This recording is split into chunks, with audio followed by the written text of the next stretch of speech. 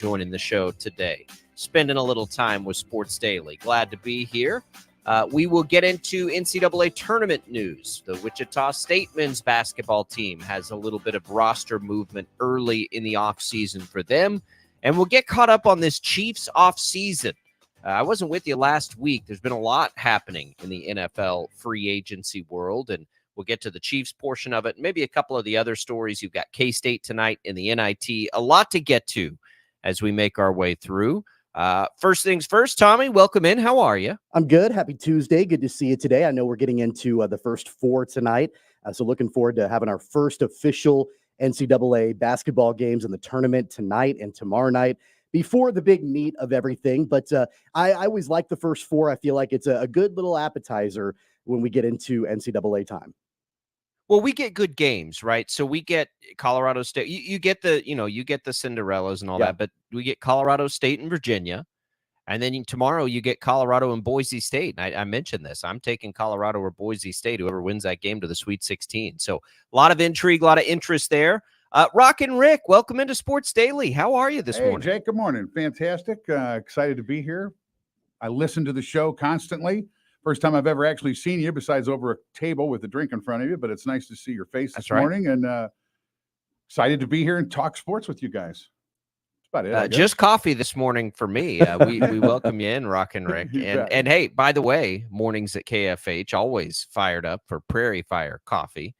Tommy, Rick have got access to that delicious treat right now in the studio. Fellas, it is that time of year. Like I'm still scouring through brackets.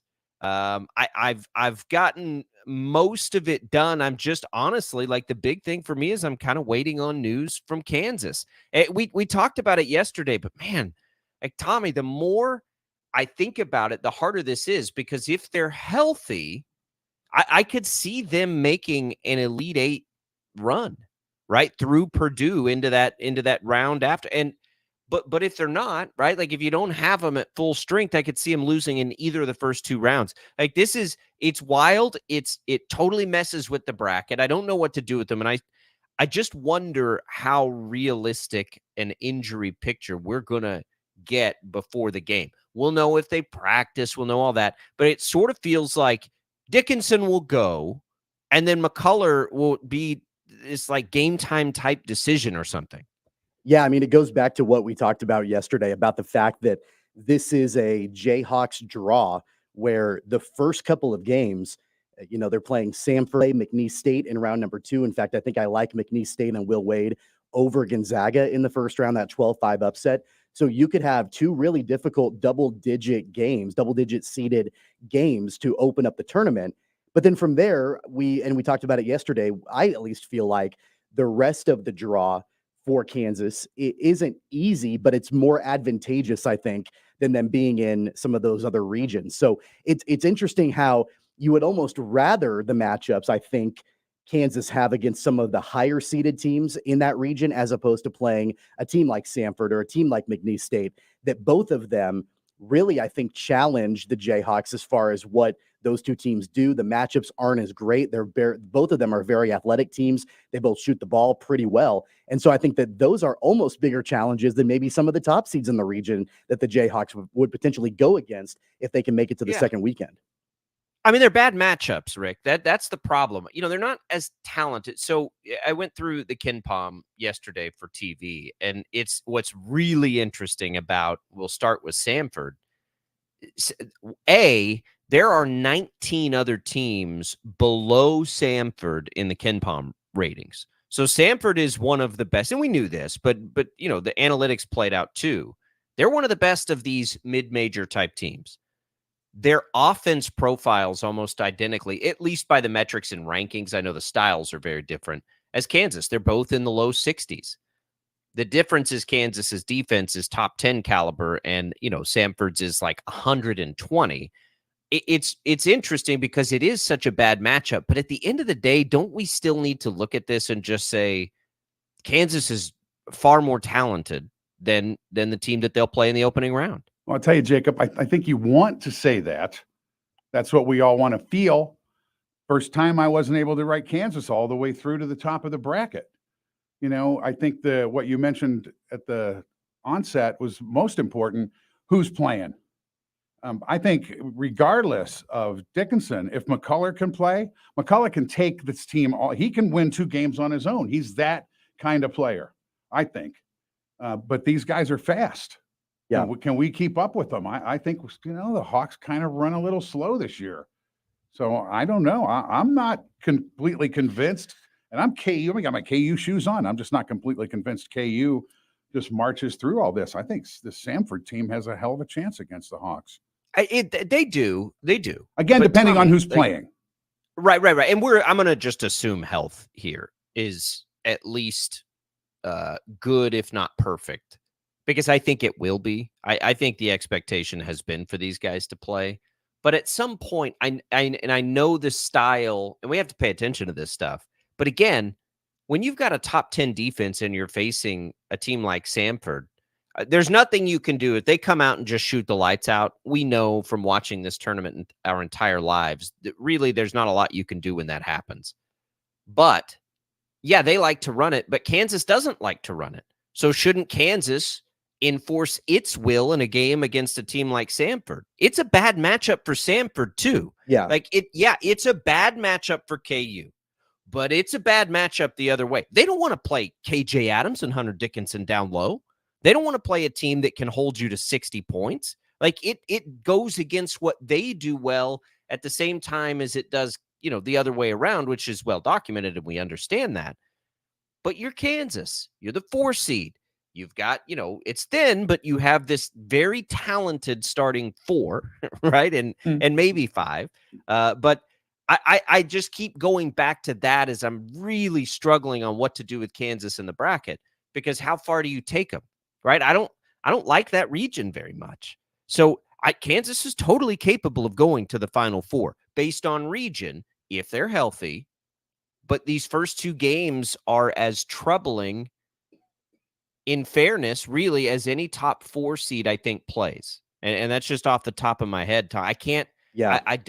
I can't think of another of the top 4 seeds, at least in my bracket, that are as volatile as Kansas is. Yeah, I think they're clearly volatile because of the health. And that's something that, has continued to play a major factor, not only in the Big 12 tournament, but as we're getting ready for March Madness later this week. To your point, though, about Samford and the matchup, defensively for Kansas, it would not be the worst thing in the world. In fact, I would advocate for the Jayhawks to just sell out to defend the 3-point line. Because, look, is Samford really going to be able to be super effective in the post? Probably not, especially if Hunter Dickinson is anywhere close to 100% and KJ Adams is down there. I don't really see that being a strong likelihood for Samford because their identity, as we all know, is shooting the 3. So if you know that and Bill Self knows that, then why not sell out defensively on the 3-point line? And I would imagine that's probably, part of the defensive strategy for the Jayhawks entering into this game.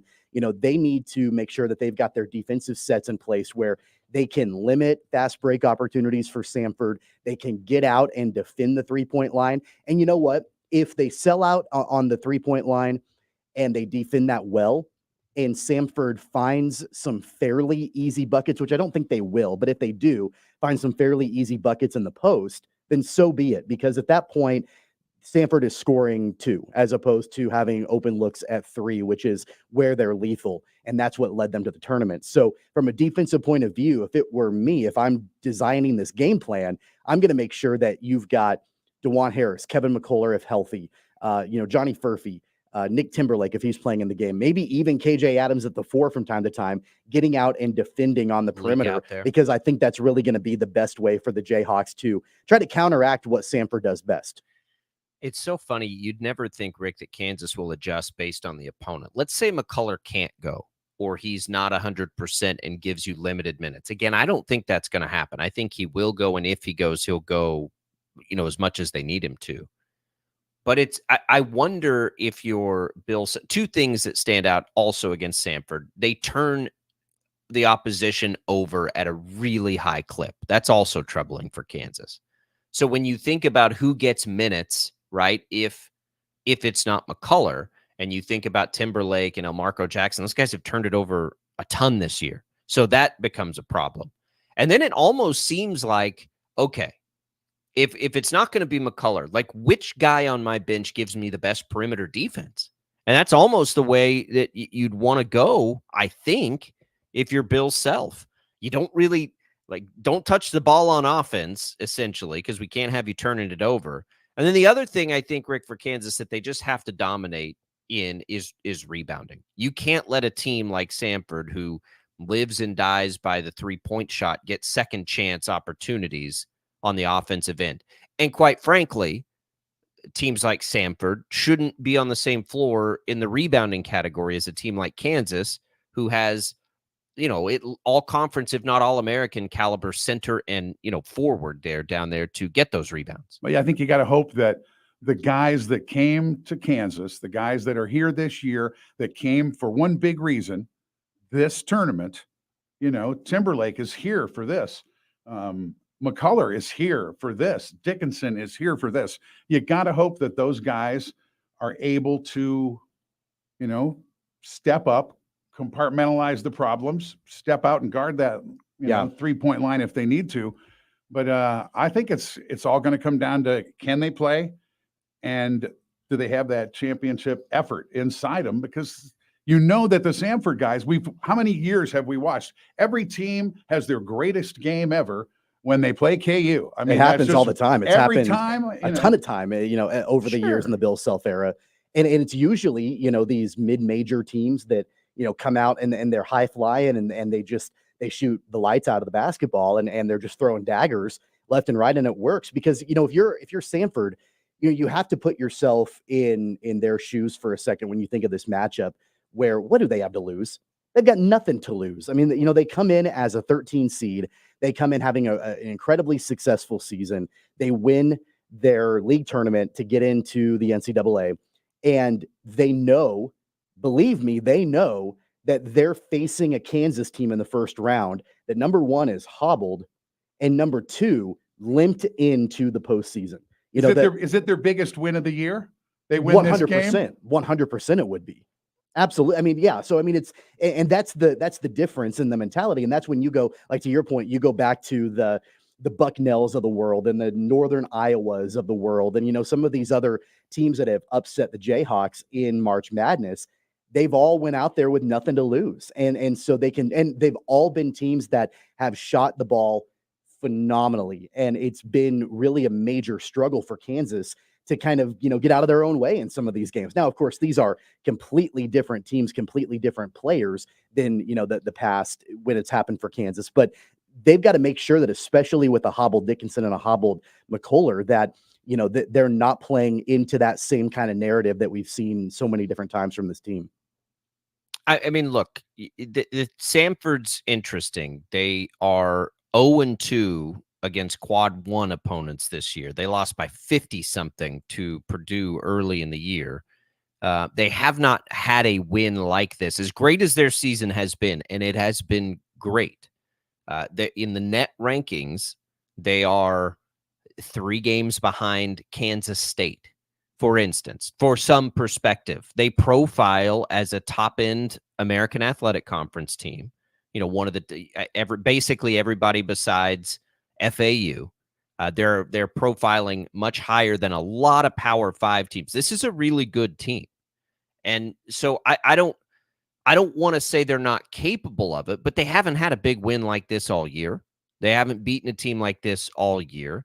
I think it's unfair to look at what happened in the very first game of the year when you do lose by 54 to Purdue, but they went to VCU and lost. I don't know what their best win is.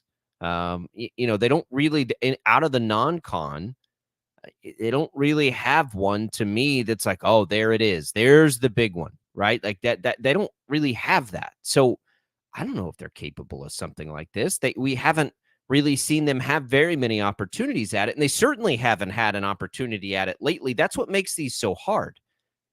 I think look, if McCullough and Dickinson both didn't play, we're talking about something different. But that line, I suspect, is going to move closer to 10 points when we get news. Again, I suspect these guys are going to play.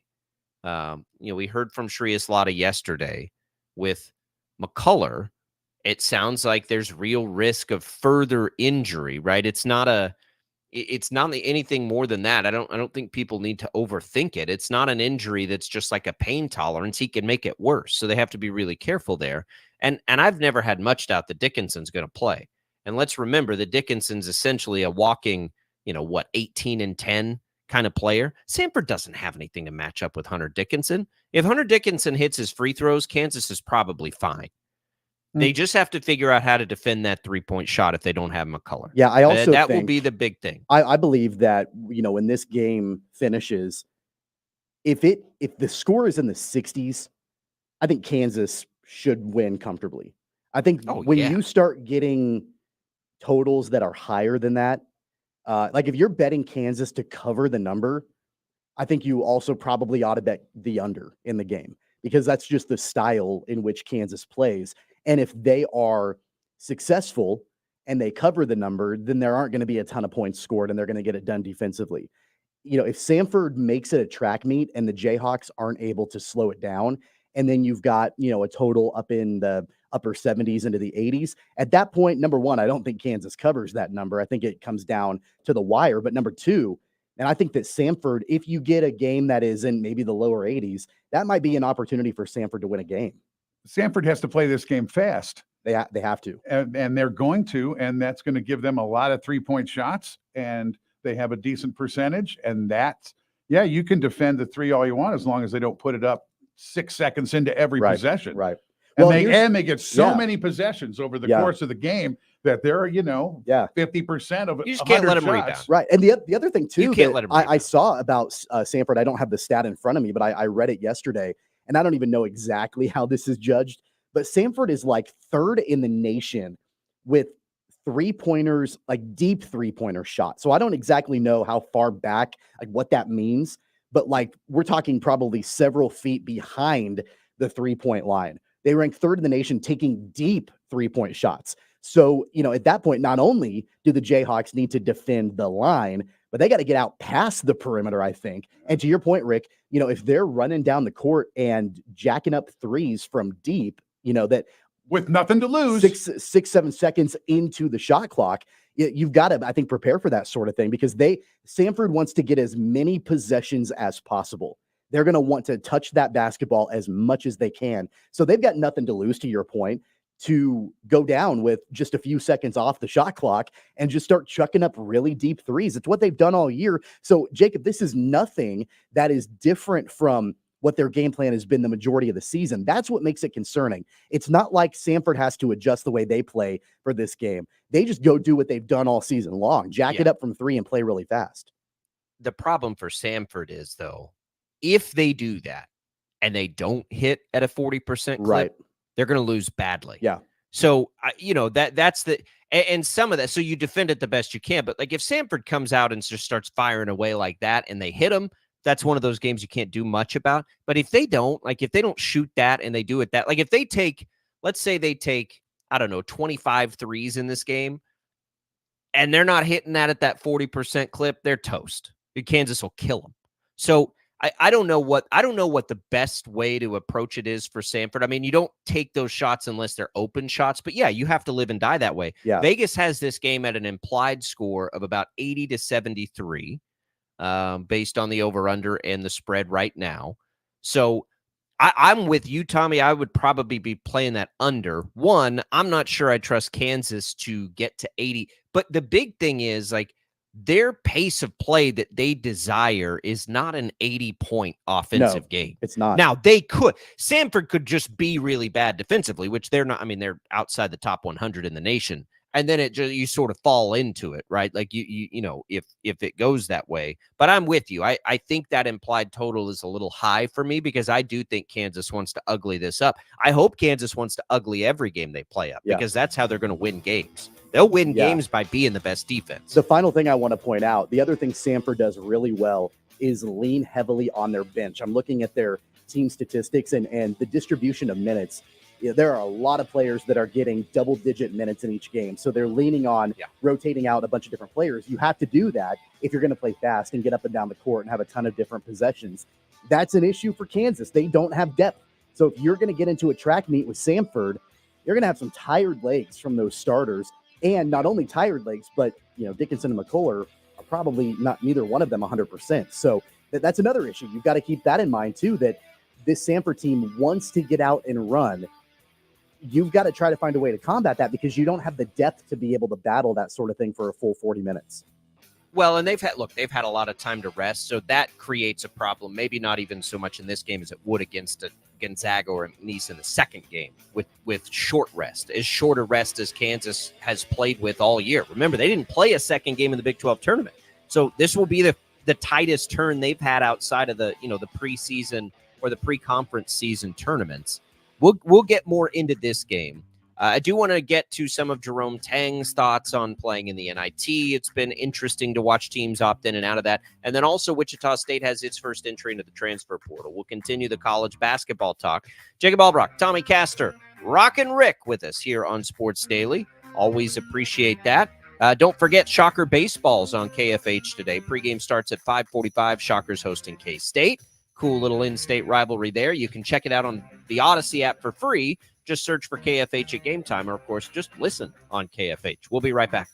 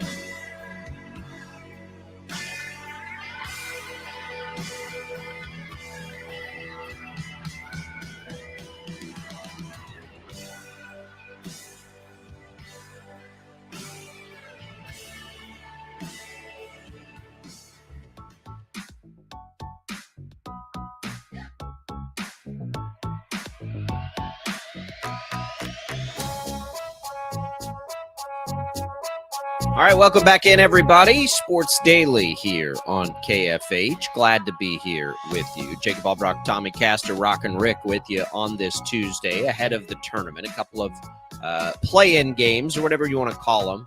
The NCAA wants us to call them first-round games. We're not going to do that. We're going to call them play-in games because that's what they are. Those are tonight.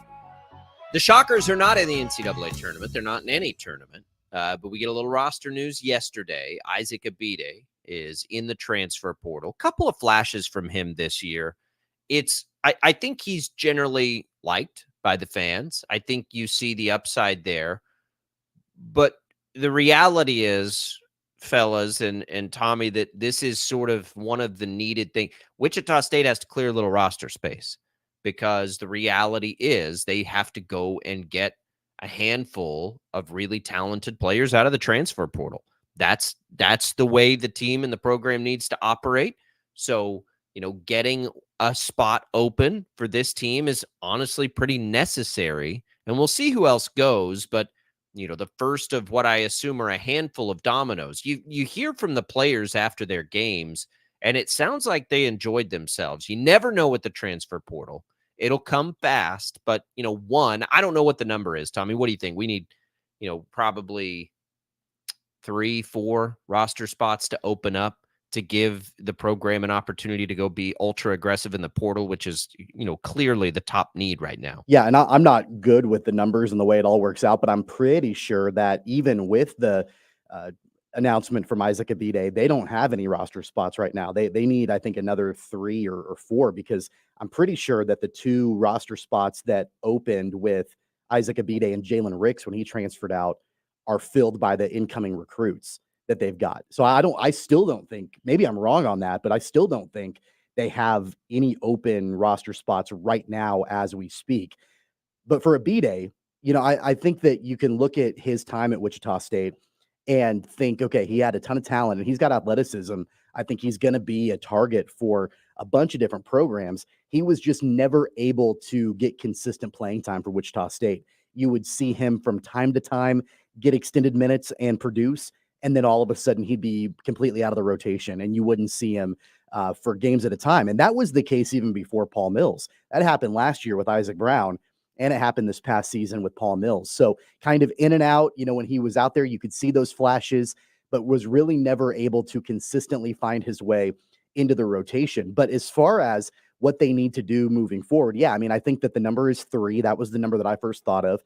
And I think that we can maybe pinpoint a couple of likely players that may be on their way out. We don't know for sure. But having at least 3, if not maybe 1 more, leave, then yeah, at that point, Paul Mills can be aggressive. He can go out there and try to figure out the best way to put together this team and the composition of it for next season. Rick, I like the 2 freshmen. They profile as the type of players that have been the most successful at Wichita State, right? In that top 150 range nationally as high schoolers. But the freshmen are very likely not going to be major contributors next year. They could be. It's going to take a handful of these transfer type guys. Look, there's a lot of, potential exits. I think, I don't know how many it is. I just know the talent level has to be very high next year. I think Kenny Poto will probably be out. Remember, there's a lot of freshmen and players on this team this year that we really haven't seen anything from either. But the key contributors this year, outside of Poto probably, and maybe Poto sticks around, I don't know, are all back. But that wasn't good enough this year. They've got to be better. And you've been around this area for a long time. And it is time for Wichita State to go be players for some of the big-time transfers. They need a few of these guys. I mean, I don't know, 1 really elite transfer to good. I don't know what the magic formula is, but the reality is this team this past year coming in with a couple of albeit talented freshmen, that's not good enough when you finish 12th in the American. The Heights kid's going to make a difference. He's a local guy. Yeah. TJ Williams, he's good. They've been recruiting really him since he was like 14 years old. I've probably watched more of him than any recruit of all time. We need, and I know, but But freshmen don't have the sort of impact they need a player to have next year, typically. I mean, we're not talking about an NBA guy after 1 year of college basketball with either of the two talented freshmen coming in for Wichita State. That's not enough, I don't think. I think where he's going to make a difference is the Shocks are pushing NIL now. Join up, be a team member, donate $40 a month. Local guy, local cash.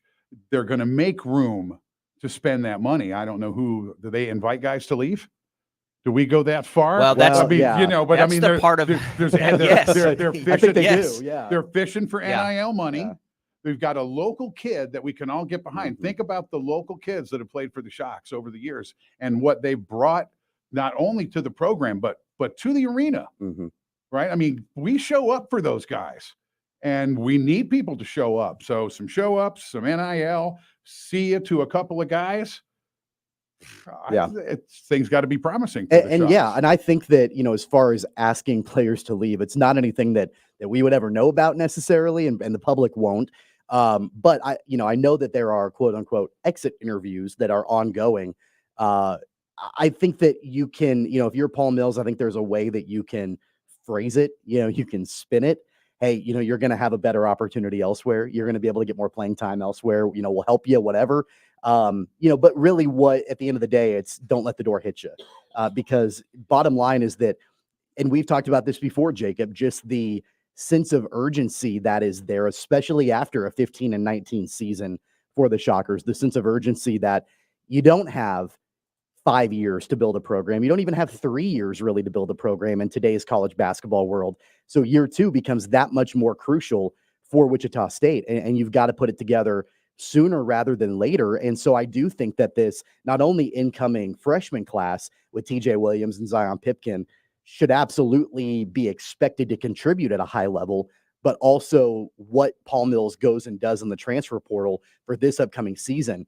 The time is now, because because of the way that the season finished, because of the way that there was some momentum to end the season for Wichita State in the conference tournament. You have to build on that now.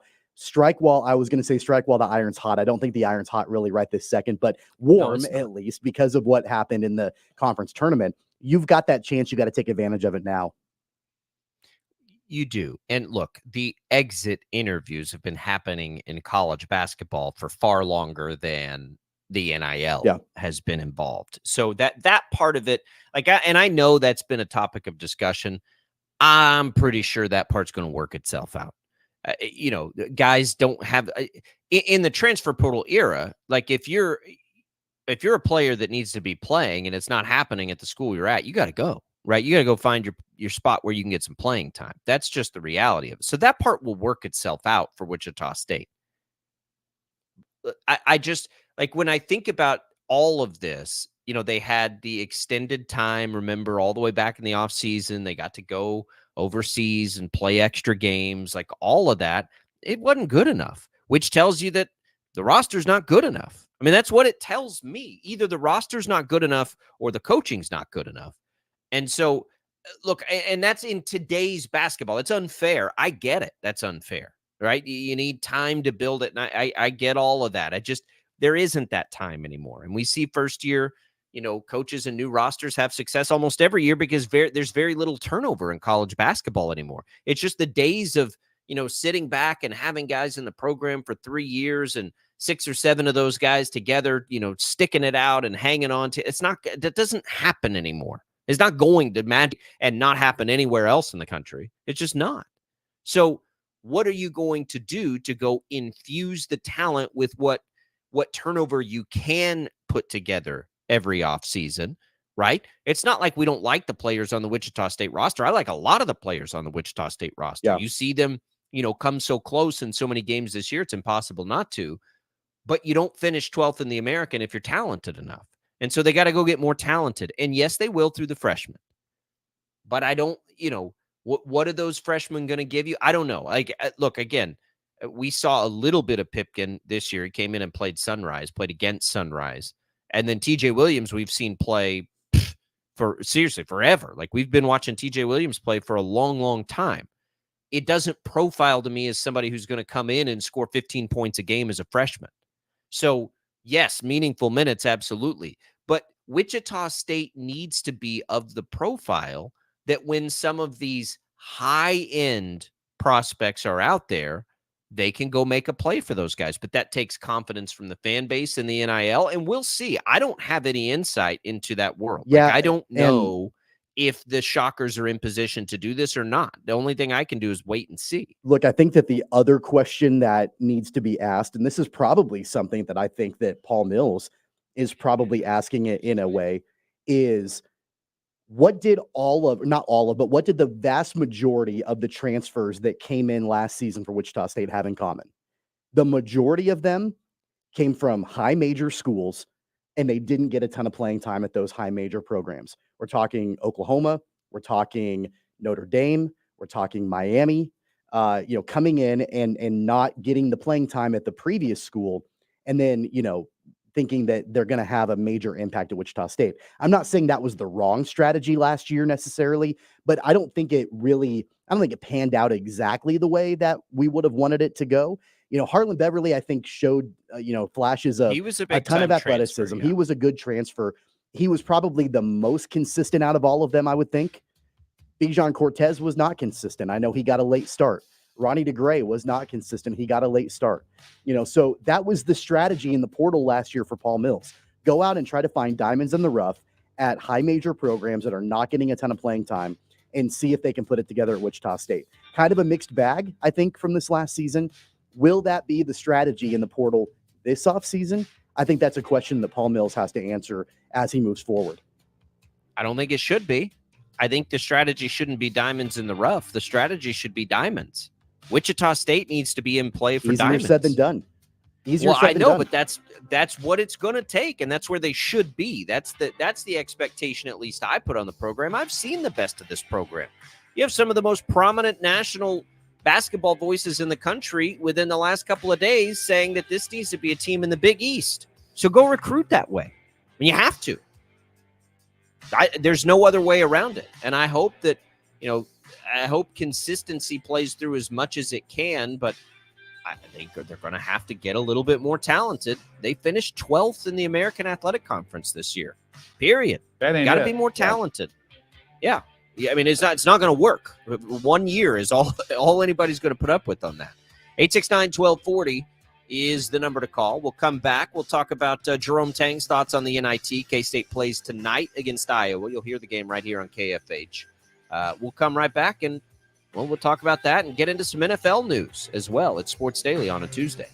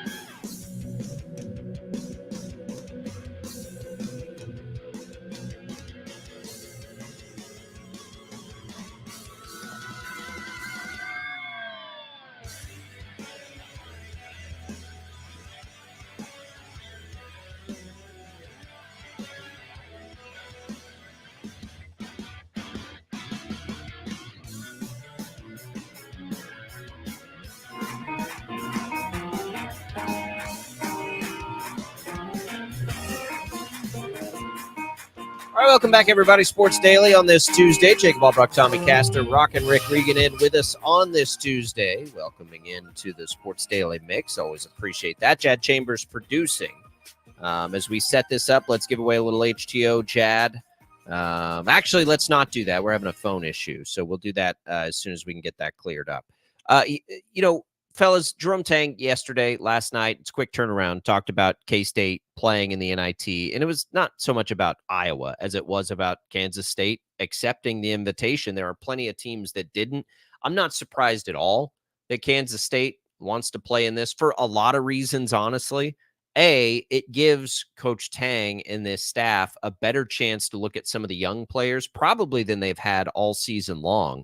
I think it's as simple as that is why you should accept these bids.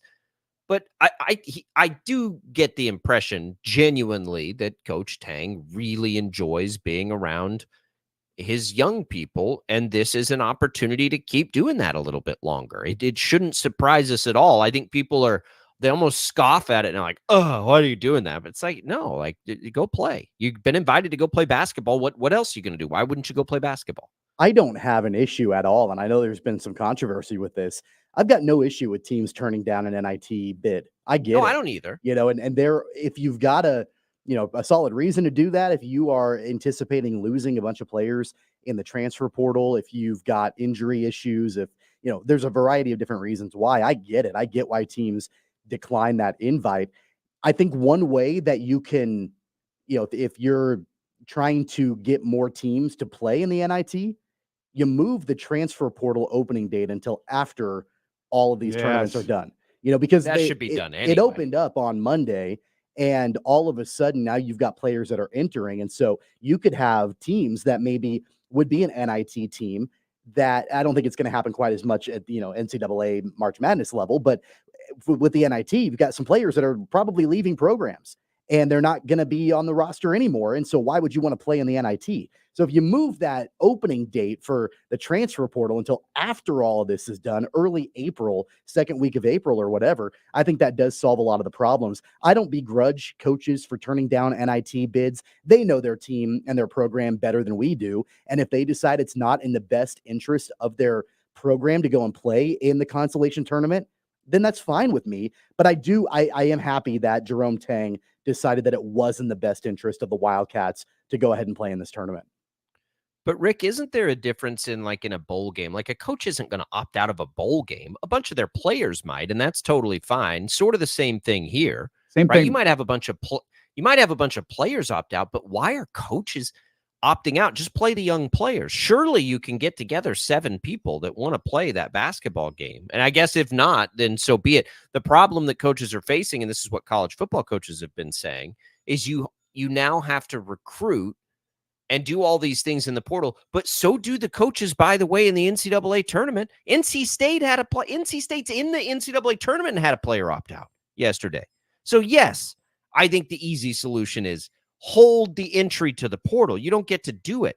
But the problem, Rick, is that naive. Are players and these people just going to start talking to coaches? Like, you may not officially enter the portal, but it's kind of like the NFL free agency. Like, there's the conversations that happen before it's officially open.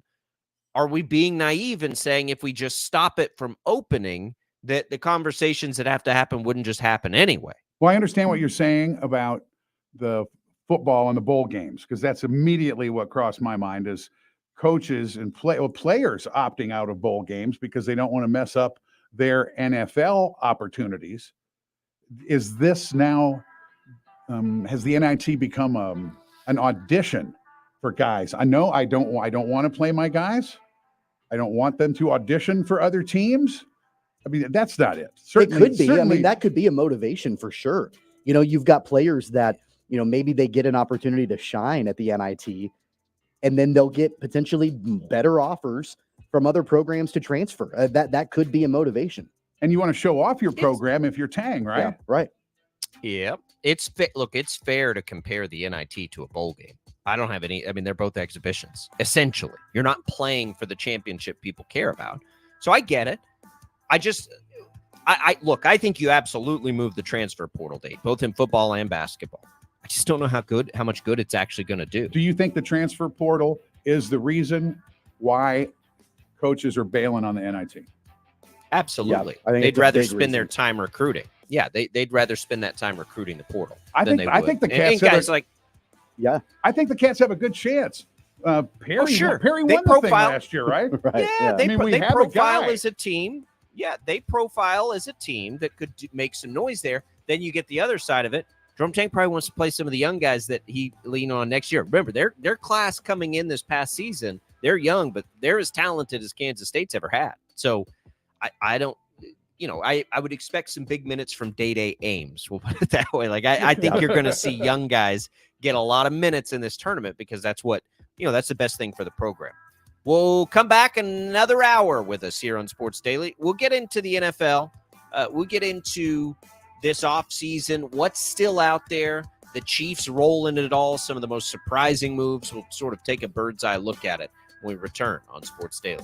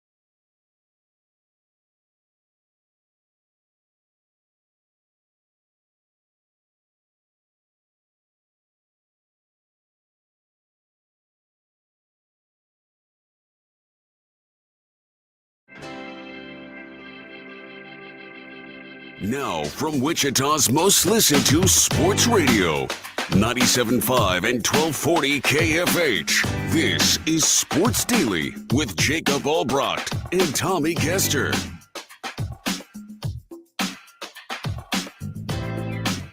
All right, welcome back, everybody. Sports Daily here on KFH. Jacob Albracht, Tommy Castor, Rockin' Rick Regan with you on this Tuesday. So weird.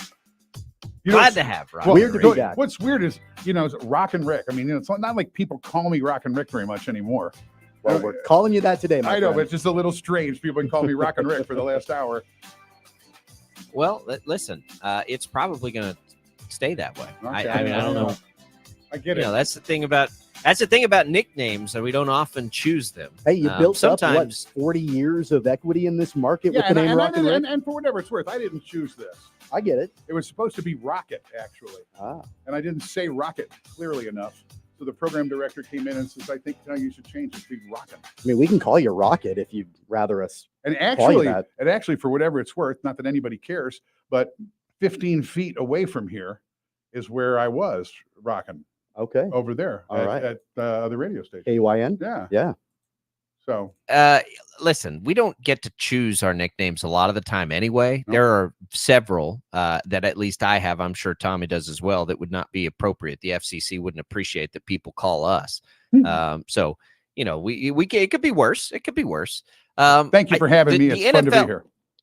Yeah, this is great. This is a blast. And so something else that's a blast is this NFL offseason. Now, I was out of town on a 5-hour time difference as most of this stuff was happening. In fact, of almost all of it.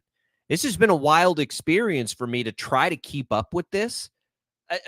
Every day I hear something like at the running back position, I'm like, they signed where? Nobody's back where they were. So I don't even know how to handle that. I mean, I guess good news for Isaiah Pacheco if he wants all the carries that the Chiefs haven't gone in and swooped up any of these guys yet. But for the Chiefs, it's been relatively simple. They prioritize Chris Jones over L'Jarius Sneed, right? I think we know that now. They're very likely now going to trade L'Jarius Sneed, which we've suspected for a while. I do think the surprise came with Hollywood Brown. I don't think many people thought they'd be able to get him on that sort of team-friendly type deal. But it's a good gamble for Hollywood because if he comes into Kansas City and does what we suspect, he's going to get paid a ton of money next year. Perfect fit. I love guys that are willing to take that sort of risk that he's taking. But it leaves still holes at left tackle, certainly. Unless you really think the Chiefs are going to roll into the season with Wanya Morris. I don't think that's the case. At left tackle, they have about $15 million of cap space left. From what I can tell, and trying to follow the salary cap is fool's errand, but it looks like they have about $15 million left, Tommy. I don't know what's out there in free agency. I don't know what they could make a play for with $15 million. I wouldn't just keep an eye, though, on some sort of trade, because if they do move L'Jarius Sneed, they'll have even more cap space. They could have a lot of money to work with, and at that point, I think they would be more inclined to make one of those trades they like to make pre-draft. So I think the options are pretty wide open. They've got Wanya Morris isn't going to be the starting tackle on day one of the next season. I don't think, Tommy. I think the majority of their funds go to that. Don't you? Yeah, there are a handful of left tackles that are still available on the market. I know Tyron Smith just signed with the Jets, I believe, a couple of days ago. So that's one off the table. He did. The other free agents at left tackle, they're all relatively old. I mean, they're all in their early to mid 30s for the most part. One name stands out there, and that's Donovan Smith, just because he played for the Chiefs last year. He's still on the market as far as I can tell. That would be somebody that they could potentially bring back in on another one-year deal, as a stopgap. I was really worried that this sort of thing was going to happen when they signed Jawaan Taylor, because remember, they signed Jawaan Taylor, I think, with the intent of making him the left tackle, and then that never happened. They're paying him left tackle money, and he played right tackle the entire season and couldn't protect the blind side of Patrick Mahomes. So they've got that sunk cost in Jawaan Taylor, and that does kind of hamstring them a little bit. for going out and signing a left tackle. I do think I'm not ready yet to say that I think that it's a 100% certainty that the Chiefs will trade L'Jarius Sneed. Is it likely? Yes. But I'm not ready to say that yet. I know that they're trying to work on, potentially some trade details with other teams. There was a lot of smoke that they'd be moving him to the Colts. That hasn't happened yet. I know that some of the hang up with these other teams is not necessarily the trade details, but more the contract details with L'Jarius Sneed with whatever team he goes to. I'm not ready yet to say that it is a foregone conclusion that he is gone, because obviously Patrick Mahomes restructured his contract. They do have some salary cap to work with, and there are some other areas that they could potentially look at restructuring contracts to get even more cap space. They're not tapped out in that world yet. So could they come up with the money to pay L'Jarius Sneed? I think probably yes. I don't think it's likely because they do have those other needs at left tackle, and I'd even suggest another wide receiver and things like that. So I would love to see L'Jarius Sneed back. I'm holding out hope that maybe they can find a way financially to make it happen because they've already lost Willie Gay. I'm upset about that because the amount of money that the Saints are paying Willie Gay, I think the Chiefs could have absolutely done. It was a 1-year, $5 million deal for Willie Gay. I think they could have done that. So I don't know. I'm not ready yet to. They feel good about their depth. They there, do, but I'm not as anything else. Well, and of course they re-signed Drew Tranquill, and so they feel like he can slide in pretty well, and he had some good moments last season. But I'm not ready yet to throw in the towel 100% that L'Jarius Sneed is gone. If they could just find a tackle that knows how to, if they could just find a tackle that knows how to start when we say hike. Yeah, they need that tackle. Yeah, they have been trying to find a tackle now for, what are we going on? 4 years, 5 years, that they have not been able, and they've been aggressive at the position. I'm trying to find, so who would be the problem about left tackle in the trade market is there aren't very many teams in the NFL next year that don't feel like they've got a chance to contend. Like you have to go find a team that is willing to concede it's not going to be any good for the next couple of years. And the problem when you think about that is if you think about some of the worst teams in football, a lot of them have young quarterbacks that you have to protect. So it's always hard to go trade for a tackle. The Chiefs have tried now twice to go find right tackles that they think may profile to be able to make the switch. And, while Orlando Brown was not bad by any means, he was strictly average. Juwan Taylor was not good last year. So I get you can say they've tried and failed twice in that regard. So if that's not the path, how do you go find a left tackle if you don't draft one? Yeah, in my mind, I think as I'm looking through the free agent left tackles that are out there right now, as I mentioned, a lot of them are getting up there in age, and we know that Tyron Smith is off the table at this point. To me, one name stands out. I think I might have mentioned him a couple of weeks ago, and that's Jonah Williams from the Bengals. He requested a trade last offseason when the Bengals signed Orlando Brown Jr., but then he didn't end up getting traded. He moved to the right tackle position. I'm sure he'd love to get back to protecting the blind side. I'm sure he'd love to get back at the left tackle position. And so I think that there is a possibility there. He's a former first-round pick. I think he's stayed relatively healthy for the most part in his career. There are other guys that are free agents right now that would make me nervous because of their injury history. Somebody like Mekhi Becton, who came from the New York Jets. He's a former top 15 pick in the National Football League and had high hopes, but he's been injured a lot. That would make me nervous potentially to sign a guy like that. So that is the one name that I think that you could maybe take a swing on would be somebody like Jonah Williams with the thought that, okay, you can get back to playing left tackle. That's what you want to do. And you can come over from the Bengals where you haven't gotten over the hump to come play with a team like Kansas City and protect Patrick Mahomes. I'm going to give you a name, Rick. And I don't know how to grade NFL offensive linemen outside of the ones you see play all the time. Like you don't need a scout's eye to understand why Tyron Smith, when he's out there, is first ballot Hall of Famer. Dude's incredible, and it jumps off the screen at you. Most of the time, it's far more subtle than that. So I go to like PFF, who's a very common and well-known, rater of these things. And, I just look up and down the list at guys that graded out last year, and you're like, no chance, right?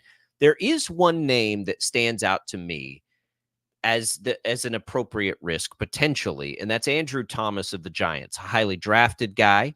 Hasn't been the best run blocker over his career. Chiefs don't really care about that as much. Don't need to care about that because their interior line is so good at that. And they're going to run it between the tackles anyway in that regard. But he's been a great pass blocker forever. Little bit, he's had a couple injury issues for the Giants. The Giants aren't going to do anything next year. And he's coming up at the end of his initial contract. That's a name I keep coming back to as maybe somebody you could pry away. And I don't know if you trade just draft capital for that, if you go to the Giants and you try to make L'Jarius Sneed a part of that kind of a deal. I don't know. But that's about the only guy that is, average or better in the league as a tackle that I could realistically see the Chiefs being able to pry away. Otherwise, I think they'd have to go down the same road of, well, let's go try to find a good right tackle and move him on. It's just not working. Or the other very obvious option, Rick, is they go draft it, and that's where they spend their draft capital this year. Yeah, either the draft or, something that we really haven't brought up would be just flat out trading for a guy. What trade bait do the Chiefs have on? Well, you'd have to trade the draft capital, probably. Like, I don't think the Giants would just go trade Andrew Thomas for L'Jarius Sneed. What about because Sneed doesn't have a long-term deal either. What if you throw in what's that tight end that did so well for us this year, like a Noah Gray? I know that they signed Irv Smith. Who knows what's going to happen with Blake Bell? Does he just keep getting a ride along? We hope. Yeah. As a local guy, he's probably out of luck. The Irv Smith is probably a bad sign for Blake Bell, unless you take a Noah Gray unless they trade and Noah he Gray. becomes trade bait to pull a guy that's not available. Yeah, and I have no intel on this whatsoever, so don't take this as gospel. But it wouldn't surprise me if Blake Bell hangs it up. I mean, he's 33. He's been doing this for a long time. And he's got a couple of Super Bowl championships and has had a really good career. Wouldn't surprise me if at this point he's like, hey, look, it's been great, it's been fun. I'm gonna hang it up. Again, I don't have any knowledge on that at all, but it's been a really good career for a guy that I'm not sure that really coming out of college there were high hopes that he could have a decade long NFL career, and he's been able to make it happen as a tight end. As a tight end, yeah, sure. I think he's got an opportunity to remind teams of, the tush push is so popular. It blows my mind that he's not a prime candidate to do that for a team. It's literally what his entire very well-documented college career as the Belldozer was all about. So we'll see. And it could be a Chiefs or bust. And yeah, Noah Gray is an interesting name. I don't know what the Giants would be interested in. I mean, they just gave a ton of money to Darren Waller. So I don't know. The problem is you got to identify the player first. I do like the trade idea, though. I mean, I think that if you're not able to spend a bunch of salary cap money on a free agent, it's failed twice now. We've been dealing with this for a long time. At some point, you got to just go draft and develop somebody, don't you? I mean, and the thing is, like, think about their recent history with drafting offensive linemen. They've been really good at it. Really good. Like, if they've been great in the secondary, and they've been just as good on the offensive line. A reason they're never in play for these free agents is because they know they got to pay Trey Smith and Creed Humphrey next year. And what do you do with Joe Thuney so they've been good at it. I think, like, to me, what becomes the most likely scenario is they draft it. And okay, you got to go identify your player. And if it solved left tackle, like if they were set at left tackle for the next 5 years, wouldn't you be willing to give up a whole lot of your draft to go do it? Especially knowing that you got Hollywood Brown, because now with 15 million still in your pocket, you can go add a little depth at wide receiver. You can go add a little depth in places. Doesn't it make sense to just sell out and go get your left tackle, finally solve it and be done with it? But you know why I think they might be a little hesitant in going out and drafting a left tackle that they feel like hopefully could be the franchise guy? Eric Fisher, I think, is the reason why. And not that Eric Fisher was a bad player, but they took him with the number 1 overall pick with the expectation that he was going to be a Hall of Famer, and didn't live up to that. He was fine at times, but I don't think he ever developed into this all-pro Hall of Fame offensive tackle that you would expect somebody to be with the number 1 overall pick. And that's why they drafted him in that position. And so if you're looking at a guard position like a Trey Smith or center like a Creed Humphrey, that's a little different because I don't think there's quite as much pressure for an interior offensive lineman as there would be at that left tackle position, where you're going to make potentially quite a bit of money if you are, worth your salt because you're protecting the quarterback. And so I think that I know Brett Veach wasn't there at that time, but if it were me, I'd be a little bit gun shy, giving up a major, like a high first round or any kind of first round draft pick. They're not on a going to left be able tackle to move up in the first. I get it, but I would be a little concerned about putting all my eggs in that basket when I know that the last time I did that, it didn't turn out exactly the way I wanted it to. I think you could look at it this way. Eric Fisher being the first overall pick and them trading up to like number 15 to take a left tackle is probably a little bit different. But I guess just ask yourself risk reward. Rick, would you be willing to trade this year's first and next year's first to move up into the middle of the first round and solve left tackle? Would solving left tackle essentially be worth 2 first-round picks? I would contend probably that it is, because they're probably picking at the back end of round 1 next year again anyway. Mm-hmm. I think it's probably, but of course the risk there is you have to get the pick right. You have to get the player right. You have to identify the player appropriately for that to ever work. But let's just assume they identify the player well.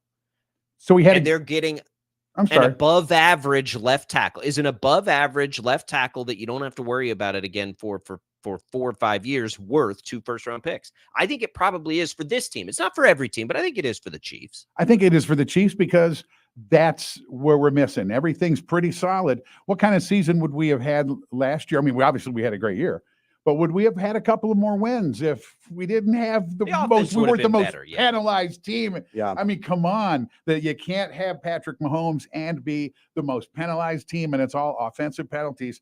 I mean, our defense didn't do that to us. Right.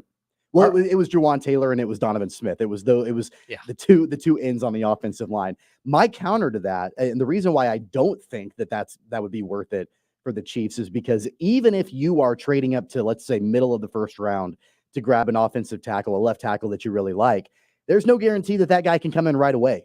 There's no guarantee that person is going to be able to come in right away and be effective at that position. I think that you can plug in a guard. I think you can plug in a center. I don't know if you can plug in a left tackle from day one, even if they are a first-round draft pick, and be confident in their ability. And worst case scenario, and I can't believe I'm even putting it into the universe. Mm-hmm. What would happen if you've got that rookie that you draft at number 15, you trade up to get, and all of a sudden they miss a block and Patrick Mahomes goes down and gets injured, he's out for the year? Like, I don't know if you want that responsibility on a rookie, that without the NFL reps to be able to do that. But you just said you don't believe that Wanya Morris is going to start at left tackle. No, I don't. I think if you're going to do that, I think you still have to go and spend free agency money on a veteran stopgap, a bridge of some kind, whether that's Donovan Smith again. I don't know. Wanya Morris is a stopgap. I think he's just as good as the names you mentioned as free agents. Like, I don't think Jonah Williams is much better than Wanya Morris. I'm okay with him as a stopgap. I just don't. He's not the left tackle of the future, is what I'm saying, and I do think that's what they want to find. All of this predicates in the fact to me that they went out and found Hollywood Brown for $11 million next year. That helps them tremendously, because if we look at this team and this roster right now as what we think it's going to be, minus L'Jarius Sneed, if you think about their first round this year and maybe even next year, what is their greatest need? Like, what would be a greater need than left tackle? I don't think there is one. Their secondary is pretty deep. You can always take a corner. They've been really good at that. They've taken middle linebackers that high. I don't think they need to. I don't think that with getting that deal done with Hollywood, it releases the pressure of them. I think at one of their other great positions of need that I think they can afford to be aggressive. They've been aggressive like this at that position at times when they couldn't afford to do it. Now they kind of can.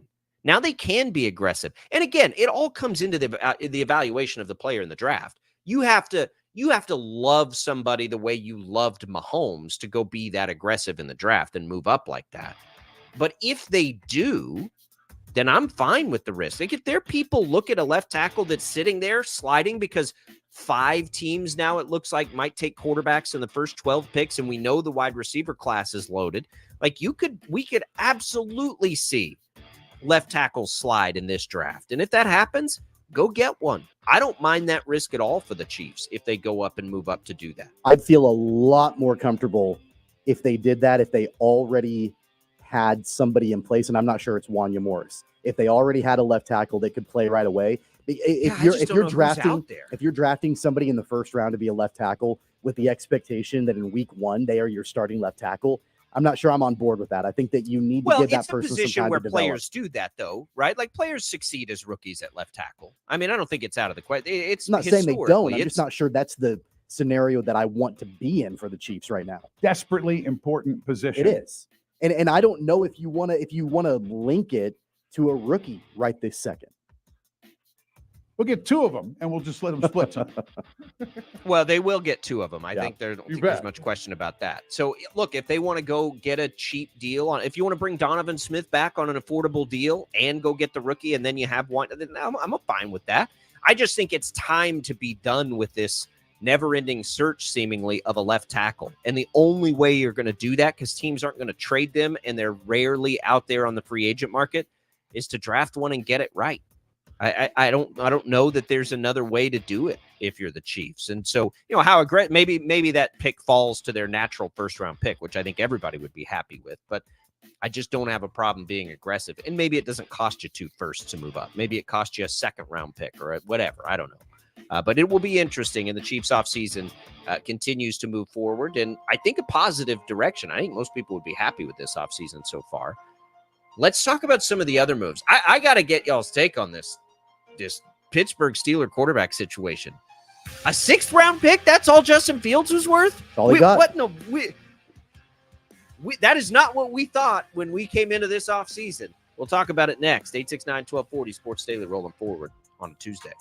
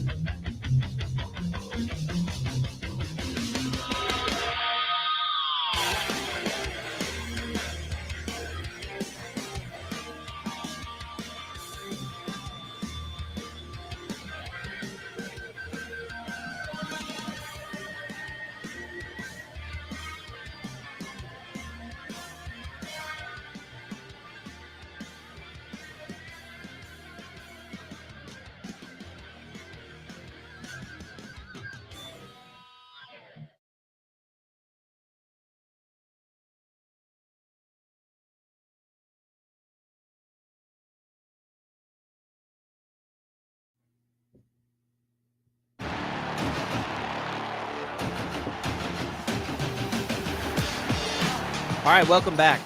And I am fascinated by what the Chiefs have in front of them. I think it's a place of aggression. I really do. Jake Albracht, Tommy Castor, Rick Regan here, Rockin' Rick, with us on Sports Daily on a Tuesday. I just think the Hollywood Brown has opened up their entire offseason to be ultra, ultra aggressive in whatever it is they want to do with the remainder. I don't know how they spend the money. I think they spend it. I think they go find a way to spend it if they need to. But it's such a just brilliant. Like if I had to power rank all the offseason moves that are going to make an impact next year, you're going to have a hard time telling me there won't be one as impactful as Hollywood Brown. I think that highly of that move for what they got it for, the fit, the need, all of it for the Chiefs. I really think it opens them up to be aggressive. Another team that has made some interesting moves, and I love it, quite frankly, for the Steelers. I love what the Steelers have done. There is no doubt to me they are better at quarterback than they were a year ago, and potentially significantly better at quarterback than they were a year ago, whether it's Russell Wilson or Justin Fields. I am stunned that Fields was only worth a 6th-round pick. I have to imagine that he would have been worth more at some point in the future or in the past than that for Pittsburgh. I mean, were they really that indebted to Fields that they were willing to take that sort of return to put him in a position? And it's a good position for Justin Fields, I think, too. What a strange set of events, though. We thought Justin Fields was going to command a 2nd, a 3rd-round pick, whatever it was, really come in and make an impact for a team. And it's a 6th to a team that already had signed what looked like their starter for at least the first part of next year. What a strange turn of events, Tommy, for Justin Fields and the Pittsburgh Steelers. Yeah, the Bears better hope that Caleb Williams is the guy, considering the return that they got for Justin Fields. And I get they wanted to do right by Justin Fields and all of that. So I understand there was, some of that in place as well, but it was not a good return for Chicago. And you never know. They could always try to find somebody in the 6th round that ends up being a game changer for him. That it could be a 4th if he plays. Those things happen, and so I don't want to rule that out. But man, it just kind of in my mind reinforces my belief that Chicago should have held on to Justin Fields and used that 1st round, that number 1 draft pick on somebody other than Caleb Williams. I know that's the direction they're clearly going, and I understand why. I'm just not sure that that's what I would have done if I were Ryan Poles. I kind of feel like you hang on to Justin Fields, especially if you're only going to get a late rounder in return for him. And then, you continue to build around Justin Fields. They went out and they signed Keenan Allen, and so you've got Keenan Allen now, and you've got DJ Moore, they're at wide receiver. They've got a ton of weapons for Caleb Williams, presumably when he comes into play there.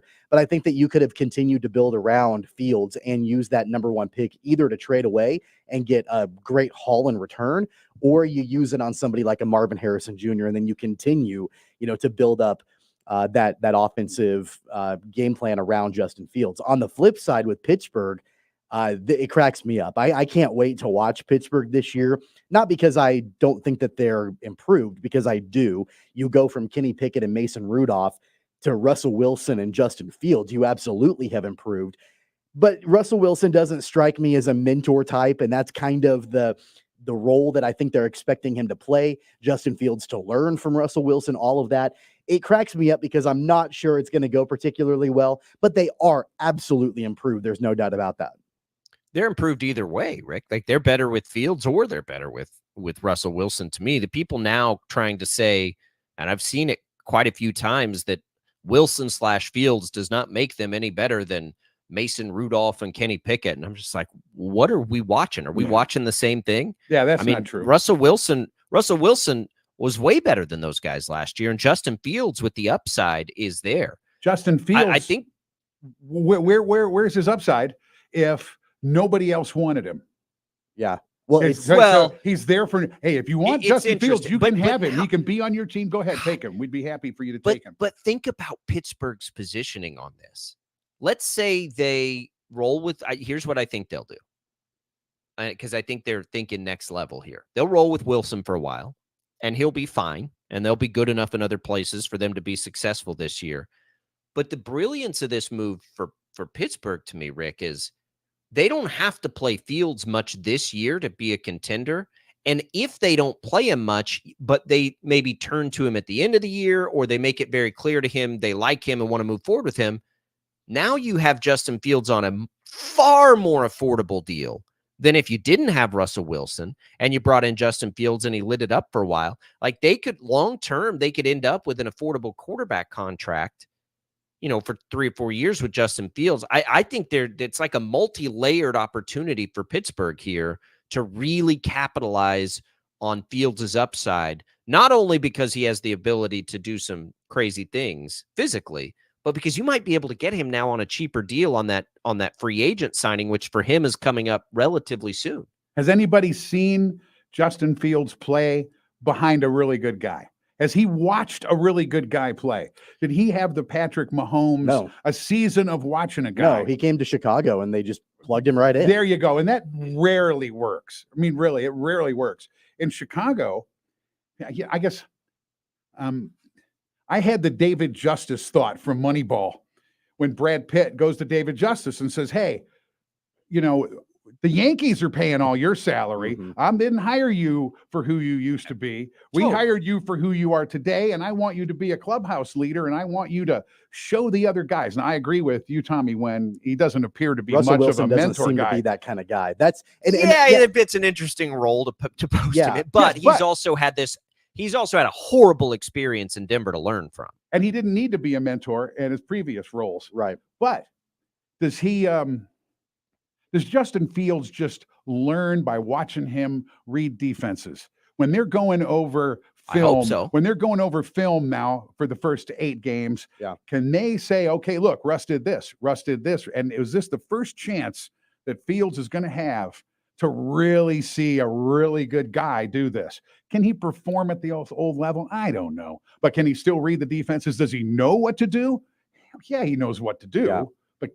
And that's why Pittsburgh made that deal. I mean, that's why they wanted to do that. It's a great deal. Yeah, I 100% believe that Pittsburgh absolutely won this entire situation. It seems like the Chiefs all over again with Mahomes. The only thing is that wild card of the personality of Russell Wilson. Like, that's the only thing. And I know that Pittsburgh and Fields to an extent, but I know that don't you think that when the Steelers made that deal to get Russell Wilson, they signed him for the league minimum, whatever brought him in, it would shock me. And maybe they were already working on this with Chicago. I don't know if they told him. I mean, and really, I don't think Wilson had much leverage anyway because of how bad it ended in Denver, and he just wanted to get on a roster somewhere. But all of a sudden, like, you go into Pittsburgh, and I know he's going to be the starter and all of that, but you go into this deal with this thought of, okay, I can resurrect my career. I can be effective for the last several years of my career. Oh, and by the way, just a couple of days later, Justin Fields is coming to join you, and you have to mentor him. That's not real. If I'm Russell Wilson, and I know he hasn't ever really served in this role before. If I'm Russell Wilson, I'm like, what the hell? Like, that's not what I signed up for to come here. Again, he doesn't have much leverage, if any at all. But at the end of the day, like, that's the only wild card in all of this. Other than that, Pittsburgh absolutely won this entire situation. It was the big GM meeting where they said, bleed Denver. Yeah. Whatever we do, we're going to bleed Denver of $30 million. No matter what happens, somebody takes him. Yep. Russ is, look, I know it was odd, and it has been odd a little bit to some degree of his ability to be a locker room guy. We remember early in Denver when it seemed like his teammates just flat didn't like hated him. But I mean, can that cornball? Can he be a mentor to Justin Fields in Pittsburgh? That's my only concern with it. He's not being tasked to be in Pittsburgh what he was tasked to be in Denver, which was such a bad fit for him. I look at it this way. Russell Wilson's already getting paid. Russell Wilson's very likely already a Hall of Famer. Who cares? Like, go to this team where you're going to have a chance to win in whatever the role is. But the reality is, with the Justin Fields piece of it, isn't like peak Justin Fields. Like, when you imagine what Justin Fields could be if it all falls together, it's pretty similar to what we saw out of peak Russell Wilson, right? A guy who creates outside the pocket, a guy who can basically just keep a play alive long enough for guys to get wide open down the field. and a guy that can run when you need him to run, although Fields' potential as a runner is far higher than Russell Wilson's ever was. But there are some similarities, I think. Like, it makes a lot of sense to put these two together. It does to me. Now, do the personalities mesh? I don't think you ever know that in an NFL situation ever, right? I have no idea. But you know who can make that work if anybody can? Mike Tomlin. You know who's already the unquestioned leader of that team on the field? TJ Watt. Like, Russell Wilson's not going to be asked to do the things he was asked to do in Denver. They had Nathaniel Hackett in there because they thought maybe they were getting Aaron Rodgers. Nathaniel Hackett's been terrible. Like, Russell Wilson was put in a bad position. I think you're outside right. of the money he was paid. I think you're right as far as the expectations are concerned with Russell Wilson, because keep in mind, not only was he traded to Denver, but then Denver right away signed him to a massive contract. And when that contract was signed, it was like, signed in his own blood that he was going to be the savior of that organization. And so from that moment on, all the expectations in the world were on the shoulders of Russell Wilson. And barring, just dominant performances and Super Bowl wins, he was never going to live up to those expectations. I mean, anything short of perfection with that kind of money that they were paying him, he wasn't going to live up to that. So the expectations in Pittsburgh are significantly different for him now. Did you just say Jim Harbaugh? No, I think that, I'm saying expectations. Yeah. Good luck in this division, right? Homie. Yeah. Oh, well, yeah, of course. I mean, that division's going to be brutal. Yeah. What was Russell thinking? Yeah. I would tell you right now, I almost always put Pittsburgh in the playoffs. Pittsburgh will be much better at quarterback next year. Yeah. I mean, I don't think it's as much they need to fear the division as the division needs to now fear them. It's just I don't history want to go tells us that that far. They've got the Bengals in their division. They've got the Ravens, who were, a interception away from going to the Super Bowl. I'm not going to say that because the Steelers went out and got Russell Wilson and Justin Fields that all of a sudden the AFC North has to fear them. Will they compete? Sure, absolutely. I don't think that the Ravens or the Bengals, or maybe even the Browns, are shaking in their boots right now because of this move. I mean, a 10-7 team last year that went to the postseason just got better at quarterback. I'd fear him if I was everybody else. I mean, that we don't think of them that way, but they were 10-7 last year with a great coach. How many more wins does the combination of Russell Wilson and Justin Fields give you over Kenny Pickett and Mason Rudolph? One or Let's two. say it's one. Okay, so now you're 11-6. Like, I would fear them if I was the rest of the division. I think now we could fail miserably, but I think all the risks are. I mean, what risk did Pittsburgh take in bringing in basically free Russell Wilson and a 6th round pick for Justin Fields to upgrade at quarterback? I mean, it's as shrewd as it gets in the NFL. They upgraded at quarterback and it cost them absolutely nothing. That's wild. That does not happen in the league. Kudos to Pittsburgh. Chicago, I mean, they love Caleb Williams. It's pretty clear. They're doing everything they can. I'll ask this question when we return. Caleb Williams, it's being painted as is being put in the best position a rookie quarterback has ever been put into. We'll discuss that and what it means for the expectations for him when we return on Sports Daily.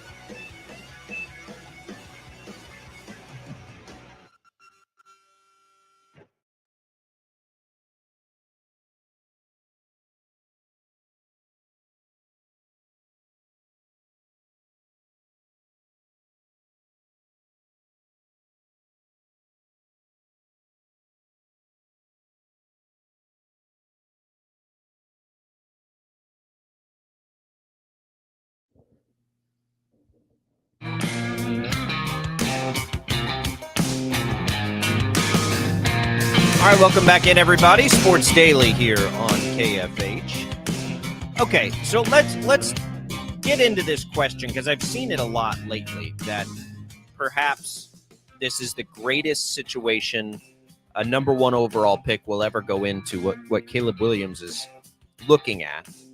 He's going to have DJ Moore there. He's going to have, Keenan Allen there. That's one I honestly miss. So Keenan Allen's a Bear, which is really fascinating to think about. What a perfect fit, honestly. They've got, I think, Cole Kmet's still there. Their line is not amazing, but they can address that in the draft if they so choose with that second pick. So I think that I'm with the masses that this is a really good situation. And again, this is just for guys taken number one overall, not like taken anywhere, because I would argue that Patrick Mahomes was drafted into about as perfect a situation as you could possibly be for a first-round quarterback, but he wasn't number one overall. The biggest question for me on Caleb Williams is his coach and his coaching staff, Eberflus, and I don't even know who their offensive coordinator is right now. That would be the one thing taking me away. The only other player that jumped into my head as that first overall pick is Andrew Luck, who got to play with Reggie Wayne, of course, when he came into the league, which would be, come on now. You get a chance to play with Reggie Wayne as a Hall of Famer, Dwight Freeney. That team went, 11-5, I think, in his rookie year. So that would be the only other player that I could think of that enters this conversation. Anybody else, Tommy, that jumps to your mind that would have been in a better position as a number one overall pick than what Caleb Williams will be next year? Well, they've absolutely built a bunch of athletes around whoever the quarterback is. It was going to, it was Justin Fields. Now it's going to be Caleb Williams. It's been just a really deliberate process, I think, from the front office to make sure that all the tools are around a young quarterback. Now they've had to shift it with, the fact that they've got the number one overall pick and they must absolutely love Caleb Williams and think that he grades out to be, a champion, Hall of Famer, all of that. I do think it's a really good position. So don't get me wrong. I think it's a really good position for Caleb Williams to be in, but with a really good position comes really high expectations, and that is the trade-off. You get a ton of talent around you, and then you are expected to come in and deliver immediately. And you can contrast that with CJ Stroud last season, who goes to Houston and had no expectations. I mean, it was a young team, a lot of really young, talented players, a new coach, all of that, with the thought process of, okay, it's going to take a little bit of time for this to build and gel. And then they exceeded those expectations in year one, and CJ Stroud was a revelation. So I think you can contrast what's going on with the Bears and Caleb Williams with what happened with CJ Stroud and the Texans. And I think that right now, obviously, you probably rather would be CJ Stroud because you kind of had that anonymity when you started to an extent. You were a top tier quarterback, but nobody expected you to make the playoffs and do all of that. And then you did, and now you're living high. Caleb Williams is going to come in out of the gate with significant expectations on his shoulders. I 100% agree. So Luck had those guys. Kyler Murray had a pretty good situation too. They had their coach to pair with him. He had Larry Fitzgerald sort of at a similar place as Keenan Allen in his career. They had Christian Kirk on that team. So that was a pretty good one recently too. But I still don't know if it's this. The division is good. Certainly if you're the Bears, you like to see Kirk Cousins out of the division, but the Packers are on the way up and certainly the Lions are right there. I like it. I like everything they've done. It's the right thing to do. I think that Caleb Williams is a completely different type of quarterback prospect than Justin Fields was. I think generally speaking, there are fewer questions in Caleb Williams' game coming into the league than there were for Justin Fields coming into the league. So the Bears people are trying to knock the Bears on, well, why didn't you do this for Justin Fields? And the reality is they weren't in a position to do this for Justin Fields. That's just a timing thing. That's not anything else. They didn't get DJ Moore in a deal and then fall into the number one overall pick and all of these things. It's just, there's a lot of coincidence here, but if you're going to take Caleb Williams and you're going to take Justin Fields, Rick, you might as well bring in Keenan Allen and do absolutely everything you can to help that rookie succeed. Caleb Williams is more than the top of his class. He is the top of his class. He's the first guy in years that can step all the way up, I think. I mean, you're in on Williams. I am 100%. too, Rick. I think I am too. I think Tommy's probably a little more skeptical than we are. I'm not ready yet to crown him. I'm not ready yet to crown him. He's the man. He's the man for another reason, 10 million reasons. Pressure's already been on this kid. He's played numerous colleges, made $10 million last year in NIL. He knows pressure and he knows how to act, and I think he's going to be a revelation to the Bears. Tommy, I mean, I know we have limited time. Not quite a Joe Burrow type prospect then, Tommy, I would guess for you. I'm not ready to say that yet. Not that high, but somewhere ahead of, other players that have been selected. Number one pick. All right. It'll be one of the top storylines next year. We'll be back more after this. Hey, Kansas.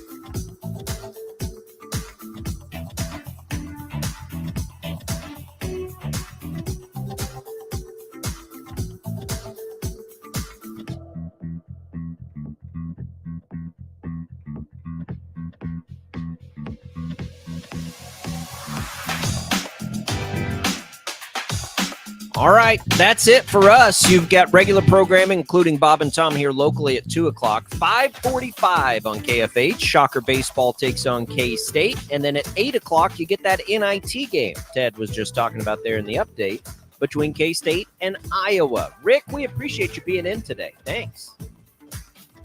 Thanks for having me. It was good to be here. Enjoyable. We'll do that again soon. For Rick and Tommy and Chad, I'm Jacob. See you tomorrow.